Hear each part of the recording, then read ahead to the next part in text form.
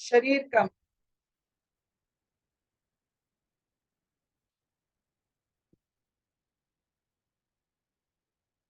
उतना ऊंचा है जितना जीवन, जो जीवन को धारण करता है। इस शरीर का भी बहुत महात्म्य होता है।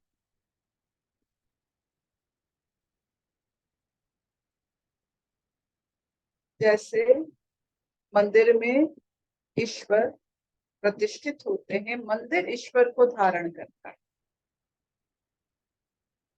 मंदिर वास्तु होने से भी उसका भी महात्म्य होता है।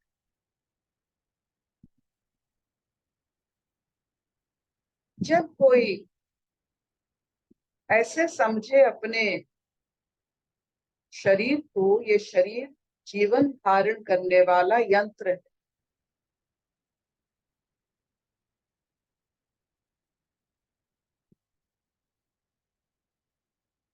यंत्र क्यों है? क्योंकि ये स्थिर नहीं है, ये चल सकता है, बढ़ सकता है। यंत्र का मूल मंत्र है कि जो बदल सकता है।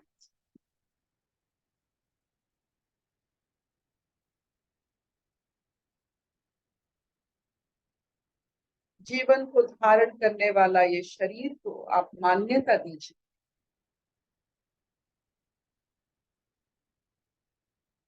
अहंकार नहीं, ओंकार दीजिए। शरीर ओंकार नाद से चल चंचल जीवन को बड़े खूबी से धारण कर सकता है।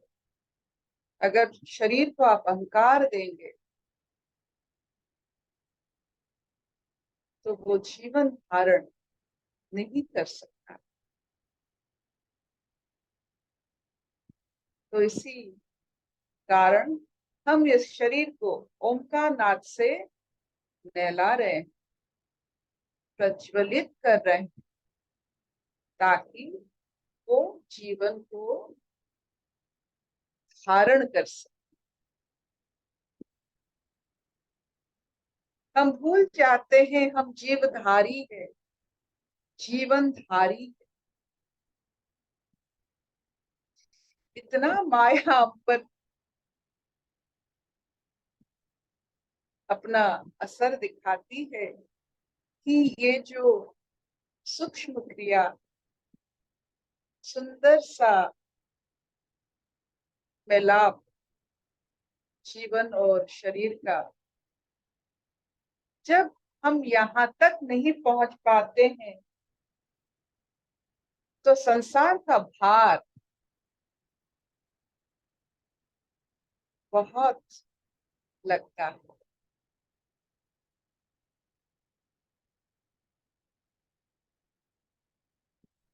जैसे सीप में मोती होता है, सीप देखने से कितना अच्छा लगता है क्योंकि उसमें मोती होता है। तो शरीरधारी को देखने में वैसा लगता है क्योंकि उसमें जीवन होता है। कोई भी जीव को देखिए, कोई भी शरीरधारी को देखिए, जीवनधारी को देखिए, उसमें जीवन होता है।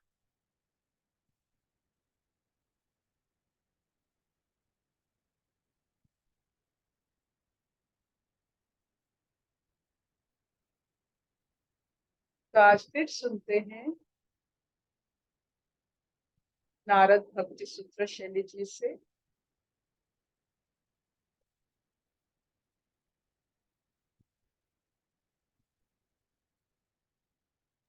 हरिओम अर्पिता दीदी, हरिओम एवरीवन।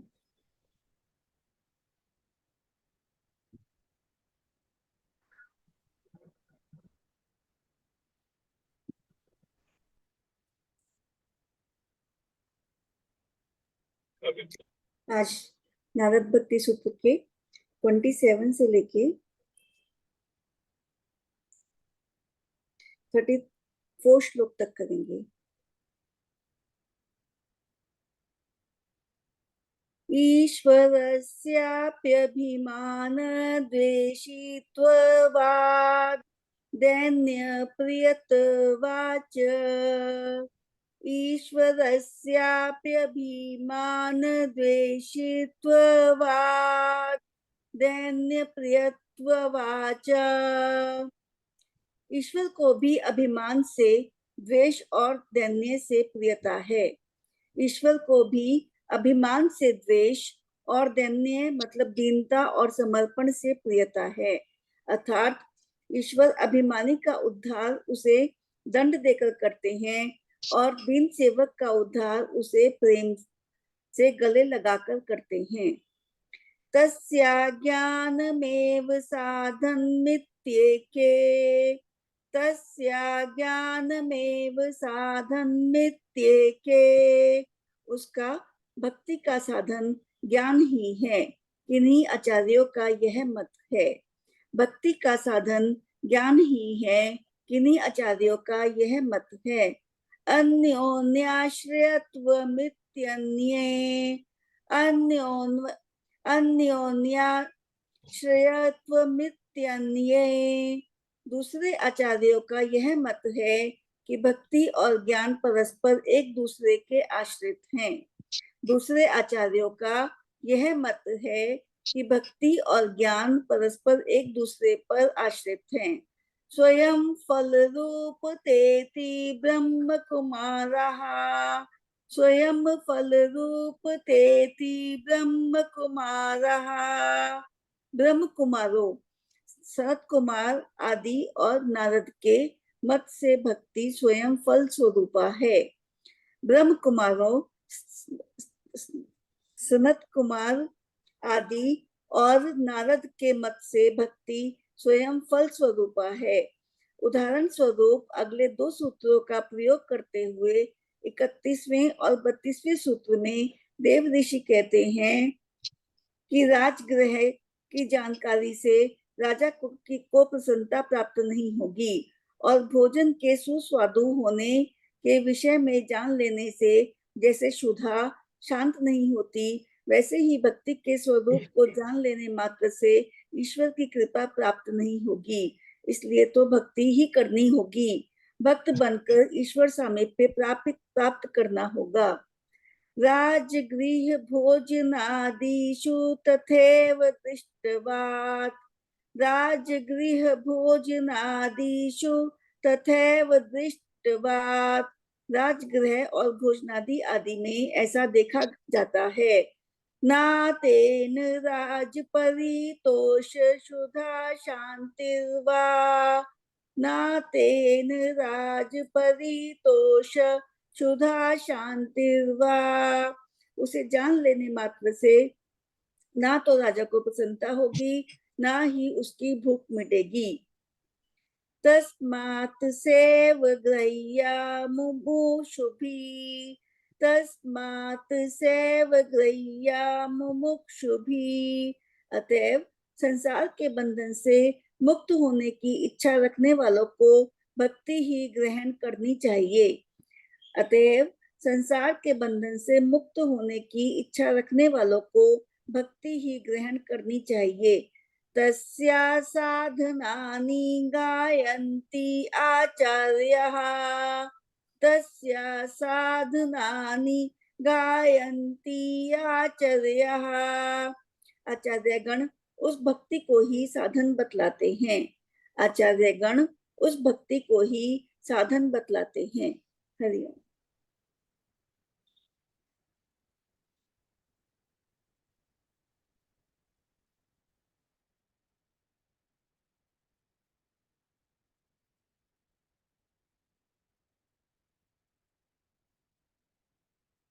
पहले सूत्र में दंड और प्रेम की कहानी है।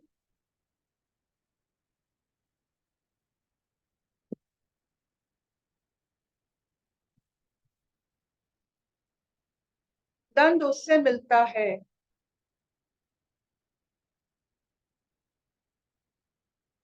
जो अपने सोच को, अपने दिशा को 100% सत्य मानता।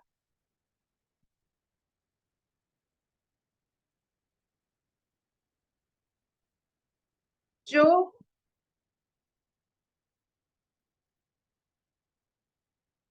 सबके लिए नहीं सोच सकता है,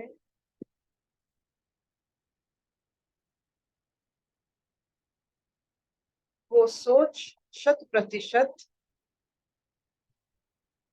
सत्य नहीं होता। जिस सोच में हम गृहस्थ है, जिस सोच से हमारा पूरा परिवार उद्धार हो, वो सोच दंडित नहीं होता। और ऐसा सोच सिर्फ समर्पण भाव से आता है, न्यायाधीश बनने से नहीं आता।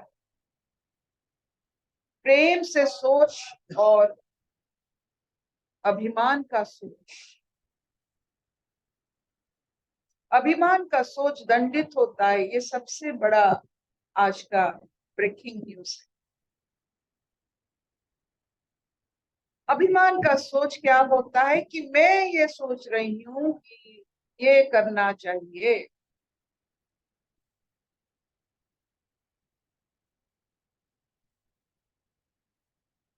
लेकिन प्रेम भरा सोच अनजाने से भी आप सबका सेवक बनकर, उन्हीं के अंतर्निहित भाव को आप पहचान कर, उन्हीं के सामने उनका सोच को सिर्फ आप एक अस्तित्व देते हैं, वो प्रेम से होता है। सबका सोच का अस्तित्व जब आप ही से होता है, तो ये धारा का, ये प्रेम धारा का आनंद आपको और प्रेममय बनाता है। दंड से आप कोसों दूर रहते हो।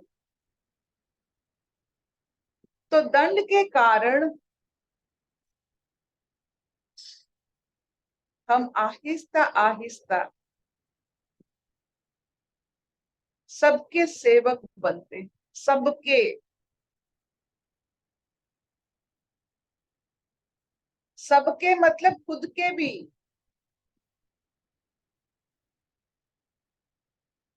तो दंड कब तक आपको मिलेगा? जब आप सेवक ना बनो सबके, खुद के भी। मालिक तो एक है, सेवक बनकर देखते हैं। जो मालिक बनना चाहते हैं तो ईश्वर को नहीं मानते।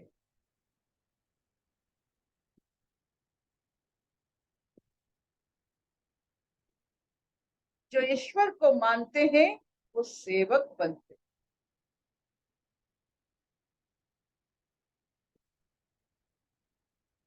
इसी से शुरू होता है भक्ति की कहानी। सेवक मानने वाला भक्त है।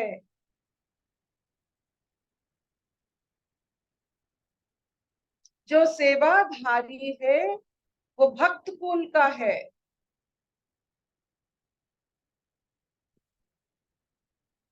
तो भक्त और ज्ञान के बारे में जो जो आचार्य जिस जिस मत प्रकट किए हैं, उसका यही तत्व है कि भक्ति और ज्ञान परिपूरक है और फलदायी भी है। भक्ति से आपको फल भी मिलता है।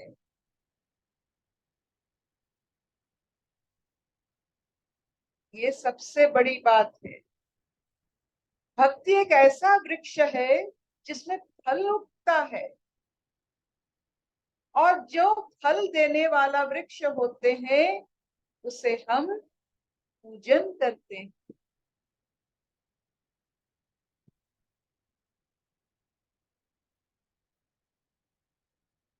अफलंती वृक्ष को कोई पूजन नहीं करता है, क्योंकि वो फल के माध्यम से भी सेवा कर रहा है।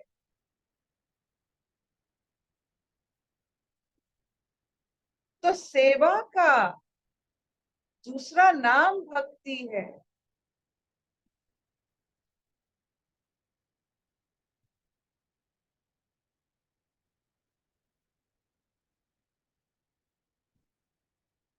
जब भी आप में कभी भी भ्रम पैदा हो जाए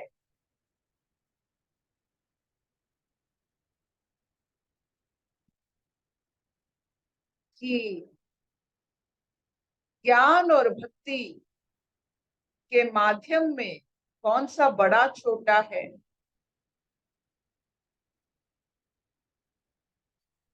जैसे आप दूध से पानी नहीं निकाल सकते हो और दूध में दही भी है, दिखता नहीं है लेकिन दही भी है, घृत भी है, वैसे भक्ति से आप ज्ञान नहीं निकाल पाओगे, ज्ञान से आप भक्ति नहीं निकाल पाओगे। कोशिश भी मत कीजिए। जिस ज्ञान को आप प्राप्ति कर रहे हो अपने कर्म के द्वारा, अपने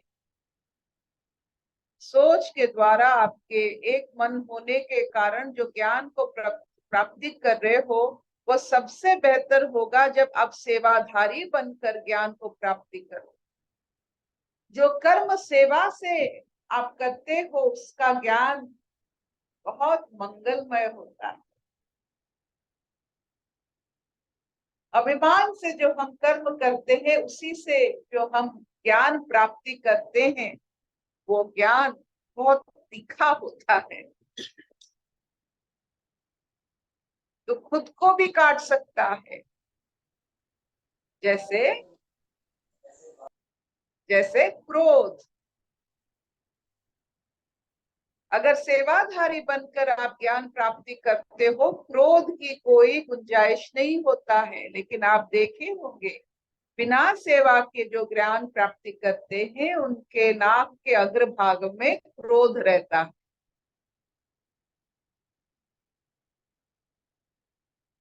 तो क्रोध जो तेज होता है, ज्ञान का तेज क्रोध होता है। क्रोध आप देखे होंगे, पढ़े होंगे, ब्राह्मणों का क्रोध से कितना अच्छा नाता है, क्योंकि वो सेवाधारी बनकर नहीं इसे प्राप्त किए। भक्ति से प्राप्त किया हुआ ज्ञान फल स्वरूपा होता है। ये सबसे बड़ी बात है। कोई वृक्ष अपना फल नहीं खाता है, आप भी फल नहीं खा पाओगे आपकी खुद की वृक्ष का। तो ये फल सबके लिए है, आपके जीवन का चमत्कार सबके लिए। कभी मत सोचना कि आप बेकार हो, कभी मत सोचना कि आप किसी को कुछ नहीं दे सकते हो, कभी मत सोचना कि आपका वजूद, काया, कोई जरूरत नहीं था, यूं ही आप आ गए हो। नहीं, ऐसा होता नहीं है। कितने कितने सालों से, कितने जन्मों से यहाँ तक आपको पहुंचा रहा है ये समय। आप बेकार नहीं हो। अपना मूल, आप खुद का मूल्य जो समझता है वो भक्ति भरा होता है।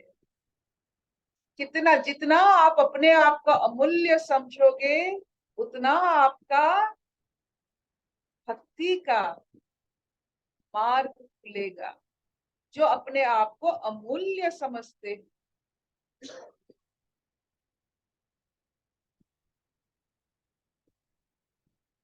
ज्ञान और भक्ति में जब द्वंद्व होता है इंसान का क्या लक्षण होता है।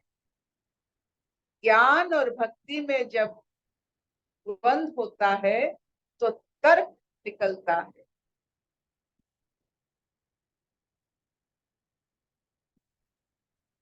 अगर तर्क से आप कुछ सिद्ध करना चाहते हो तो आप मान लो अब ज्ञान और भक्ति में युद्ध चल रहा है।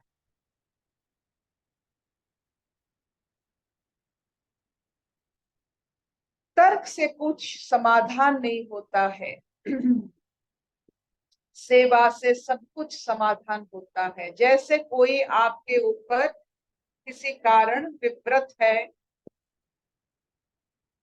किसी कारण आपके ऊपर क्रोधित है, आप उसे तर्क से समझा पाओगे क्या? सिर्फ सेवा से। वही सेवा फलदायक होता है। समझिए, सेवा फलदायक होता है। तर्क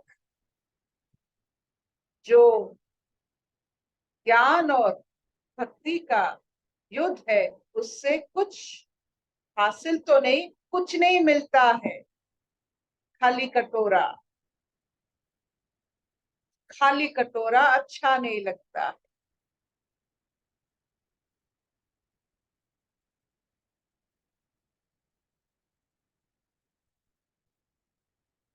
तो आज का जो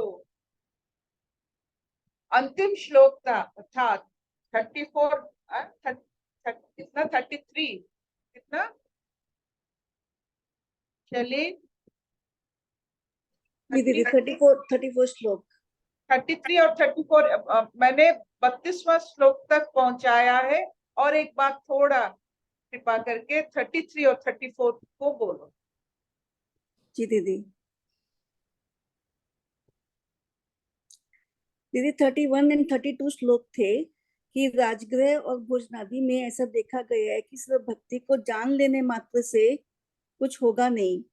ये दोबारा पढ़ लेती हूँ, 31 एंड 32, उसके बाद 33 एंड 34 पढ़ूंगी। राजगृह भोजनादिषु तथैव दृष्टत्वात्। राजगृह और भोजनादि आदि में ऐसा देखा गया है। न तेन राज परितोष शुद्धा शांतिर्वा।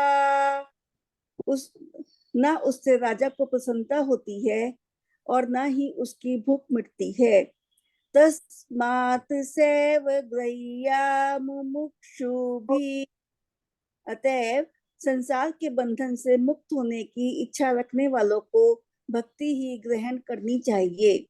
तस्या साधनानि गायन्ति आचार्य गण उस भक्ति के साधन बतलाते हैं। हरिओम।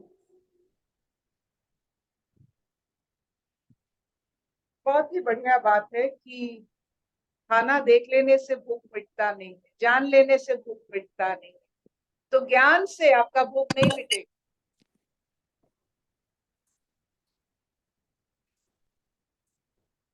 ज्ञान से कभी किसी का भूख नहीं मिटा है। ज्ञान से अहंकार बढ़ता है, ज्ञान से क्रोध बढ़ता है, ज्ञान से असामाजिक व्यवहार बढ़ता है, ज्ञान से सब अकेले हो जाते हैं।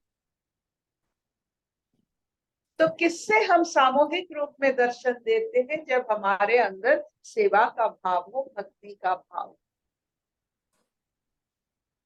तो भक्ति वो चाबी है जो ज्ञान को संपूर्ण करता है। वो तुलसी पत्ता है जो प्रसाद को महाप्रसाद बनाता है। जो ज्ञान सेवा से नहीं आप प्राप्ति किए हो, अभिमान से किए हो, उसका कोई तृप्त करने वाला गुण नहीं हो सकता।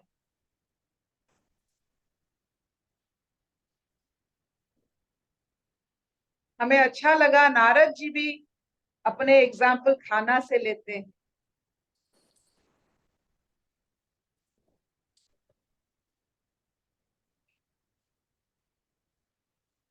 सब कुछ हम इस रसोई से, रसोई सबका लेबोरेटरी होता है। रसोई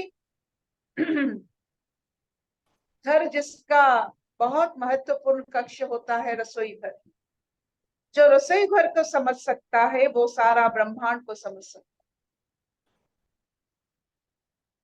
जो रसोई में पिंड बनता है, तो पिंड से ब्रह्मांड बना।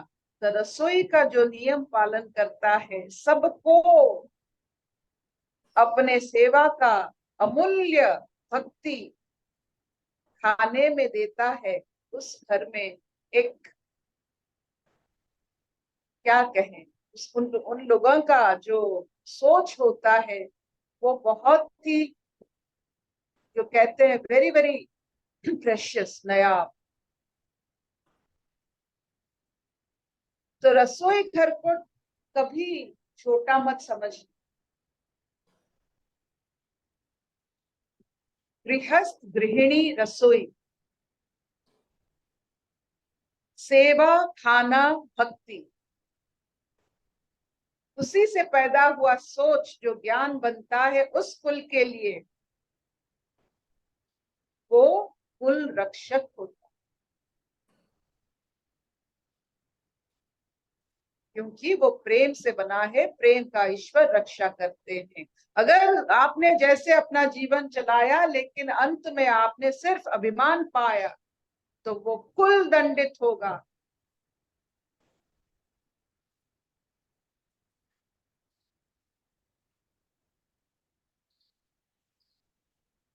कितना चलेगा? Will this do? जी दीदी। हाँ नमस्ते। असतो मा सद्गमय तमसो मा मृत्युर्मा अमृतंगमय। सर्वे सुखिनः सन्तु, सर्वे सन्तु निरामया, सर्वे भद्राणि पश्यन्तु, मा कश्चित् दुःखभाग् भवेत्। ॐ शांति शांति शांति। तो भक्ति सूत्र का आज जो अनमोल रत्न हमें मिला वो है सेवा का माध्यम। कर्म करेंगे सेवा की मनोभाव से, क्योंकि हम ईश्वर को अपना मालिक मानते हैं। जब आप ईश्वर को नहीं मानते हो तो कभी कभी खुद मालिक बन जाते हो, तो दंड विधान का याद भी रख लेना। खुद को मालिक मानने वाले दंड के लिए तैयार हो जाओ।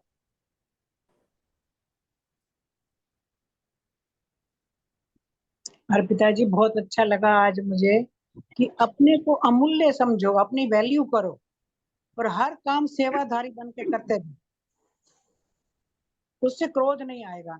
और ज्ञान से, जो आपने बोला कि ज्ञान से तुम अकेले पड़ जाओगे, ज्ञान से तुम्हें अहंकार आ जाता है, ज्ञान के साथ साथ सेवा भक्ति भी बहुत जरूरी है, वो बड़े प्रेम से होती है। फिर मुझे ऐसे फील आपसे हुआ। आपसे आपके मुख से ये सुनकर और मधुर लगा, और मधुर लगा। मुझे मुझे तो सुन के समझ में नहीं आता था, लेकिन आपकी जो ज्ञान गारिमा, आपने जीवन भर जो सेवा आपने किए हैं, वो मुझे पूरा एक ही शब्द में आपकी वाक्य से पूरा झलक आ गया कि आपने किन किन जगह सेवाओं को चुनकर आपने यहाँ तक पहुंचे। अच्छा लगा। बहुत प्रेम से होती है सेवा भक्ति, बहुत प्रेम से। आपसे आपकी बातों से समझ आ जाती। प्रभा जी की कृपा है, ये मेहरबानी उनकी है। सेवा तो बहुत मजा आ रहा है जो। सेवाधारी का गुण धारण करना इतना सहज नहीं, मालिक बनना बहुत सहज है, बहुत सहज है मालिक बनना। सेवाधारी बन के दिखाओ।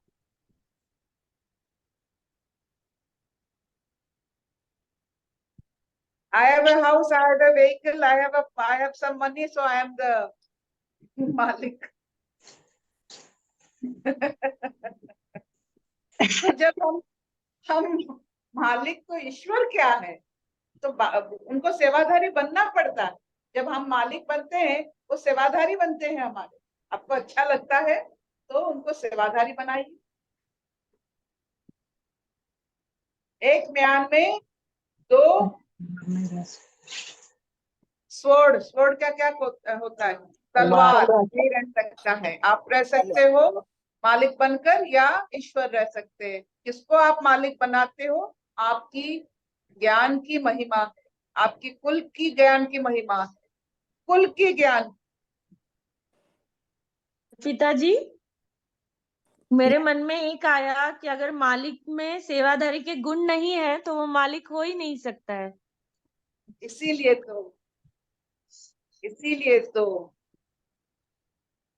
तो मालिक बनने के लिए ईश्वर कितना सेवा करते हैं, यही समझ लो। वो मालिक है, सेवा करते, वो सेवा करके मालिक बने हैं। हम बिना सेवा की मालिक बनना चाहते हैं। बहुत बढ़िया बताया। जो मालिक हम जिनको मानते हैं, आप जो कहा ये बिल्कुल सच है। तो ईश्वर कितना सेवा करते हैं मालिक जो हम उन्हें मानते हैं, और बिना सेवा के हम मालिक बन बैठते हैं। प्राकृतिक नहीं, ये अप्राकृतिक हो जाता है। बहुत अच्छा। छोटा सा क्वेश्चन है यहाँ पे, वैसे इससे थोड़ा अलग है। पहले हम अपने श्वासों के साथ बैठते थे, प्रभा जी ने हमें समझाया कि बस श्वासों को देखो। तो जब बैठते थे तो ऐसे लगता था कि जैसे कोई पनिशमेंट मिली हुई है, अब टीचर ने बोला है तो बैठना ही बैठना है। अब कुछ टाइम से, कुछ दिनों से ऐसे फील होता है कि इतना आनंद आता है ना बैठने में। फिर जब भी है, चाहे आंखें खोल के काम करते करते भी रहते हैं श्वासों के साथ, पर फिर भी जब स्पेशल बैठते हैं ना, कुछ टाइम फिक्स किया हुआ है 40-45 मिनट का, उसमें इतनी आनंद, मतलब आनंद की फीलिंग आती है ना। तो वो क्या आनंद जो है वो इस देह को आ रहा है कि आत्मा को आ रहा है, ये पूछना चाहूंगी मैं। कि ना देह को आ रहा है ना आत्मा को आ रहा है। आप अपने जो स्वरूप है, वो हाँ जी। स्वरूप का दर्शन है। वो किसी को कुछ नहीं आ रहा है, वही आपका स्वरूप है। ये बताइए, आप शरीर हो या आत्मा हो? आपका स्वरूप, आप जैसे अनुभव करते हो, आपका उस समय का स्वरूप, आपको जैसा लग रहा है आप वही हो। ठीक, thank you. You are that. आप वही हो, आपको जैसा लग रहा है अभी, जैसा लग रहा है आप वही हो। जिसको जैसा लगता है वो वही होता है। Thank you. Thank you mama, thank you very much.